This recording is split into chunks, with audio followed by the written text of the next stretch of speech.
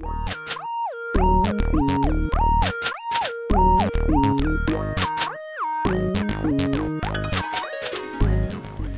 to the range. Here with your host, Brendan Brown, your sports panel, JB Brown, right on time, Wes Henderson, threes are up, right on time, the Honorable Chris Gallen, and the one, the only, Cleveland Spears. This segment brought to you by E-Tank. Cheap plug. And to start off today's talk, the Honorable Chris Gallen. Trade rumors are looming in the NBA today. The Rockets are willing to give up Tracy McGrady, my favorite player, to the Knicks. The Knicks are willing to give up Al Harrington and a player to be named to the Wizards. The Wizards are willing to give up Caron Butler and Haywood to the Rockets. Who do you really feel will benefit the most out of this? Well, first of all, who benefits the most is the Houston Rockets. They would get 2 players. Okay. Don't get me wrong. The players, they would get 2 players. The Bobcats, not the Bobcats, the Wizards, on the other hand, they would probably get 1 player, and that player to be named later might even go to the Rockets, is what I heard. They might even bring like a draft pick or something to go to the Rockets to counteract the Tracy McGrady contract.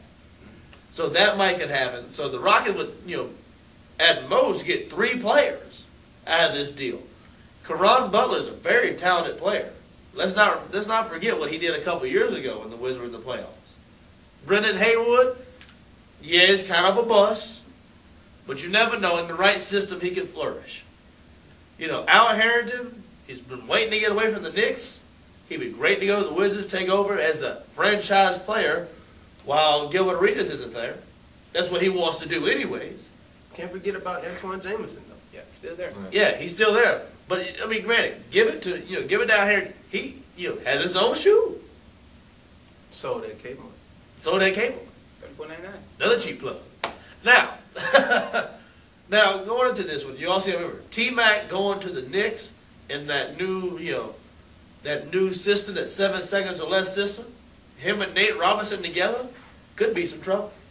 And Lee, we could be seeing a new thing of basketball in the Knicks in New York. Yeah, like David Gallinaro, he's another up and coming player with the Knicks. Now, Houston will definitely flourish, especially if they get Brandon Haywood. Houston needs a big guy. They've been holding their own without Yao Ming all season. Actually had to give credit to Chuck Hayes. He's a tough guy. Didn't travel at the free throw line. Did not travel at the free throw line. You can also see that on YouTube. New York, if they happen to get Tracy McGrady, that system is going to be used to perfection. As Nate Robinson, Tracy McGrady, along with David Lee, as Chris said, would have no problem scoring points against other teams. So another fact, like the Wizards with Antoine Jameson and Al Harrington, those two could also be a nice tandem for a little while until Gilbert Arenas gets his stuff together with the legal system. You mean if he gets his stuff together with the legal system? When. I'm saying if. What did you think about it? I definitely think that, you always go through the NBA season every year, and there's a trade that just blows the league away. And that team flourishes whether they go to the playoffs for the first time in a long time, or they haven't make it to the finals. You got the Kevin Garnett pickup that came a couple of years ago in Boston. They went to the NBA championship, and that was the key pickup for the NBA team. Now, this trade with the Houston Rockets, I think this is that kind of trade. This is kind of that pickup, because Houston needs someone like someone to replace Chuck Hayes, give them that big inside presence. They've had Scola. They've also had Trevor Ariza sometimes. They've been playing with basically 4 guards and then Scola. And it doesn't seem to work. It just does not seem to work. They need that 5th presence of a big man who can sit there in the paint and just play defense or block shots and maybe even get some rebounds.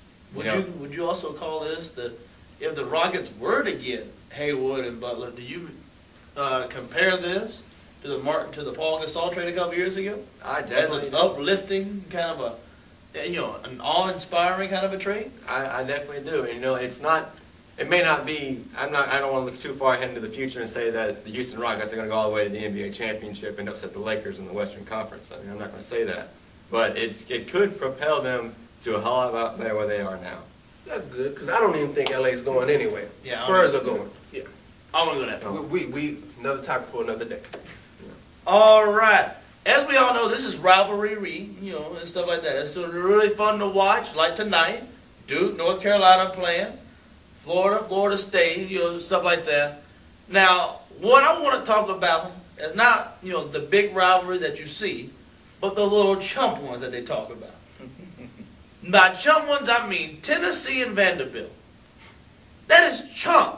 Don't play that crap with me, because nobody wants to see Vanderbilt and Tennessee play, although Vandy won. I'll give it to him. Now, I just don't like that. Now, a cool rivalry like Duke, North Carolina, that has sizzled in the past couple of years. Because one side or the other has been just terrible, mainly Duke. Sorry for all you Duke fans out there, but it's been terrible. Now, on the other hand on that one, I have to, everybody's saying, now that, Tennessee and Memphis was a big one. I said that was a rivalry for 1 year. And that's when Memphis won the national championship. So, Due to technicalities. Yeah. Due to technicalities. I don't think that exists anymore. That didn't happen. My bad. I didn't mean to say all that. Kansas skimmed themselves. Yeah. Yeah. Now, we said the other day. Now, granted, everybody's saying, Texas and Kansas are rivalries. I don't think so. That's a crazy rivalry to put, at this point in the season. Don't put it during this week. That's really stupid. So, what rivalry do y'all think should not be part of this week? I would have to say it's kind of sizzled since I'll say Georgetown, Providence. Like those used to be like back in the '90s. Like back in the '90s, like Georgetown's always been the name for college basketball, and Providence was up and coming in the '90s. Since of late, like Providence hasn't had that much coming out from that system, other than Ryan Gomes, who's pretty good now. So I'd have to go with Providence and Georgetown.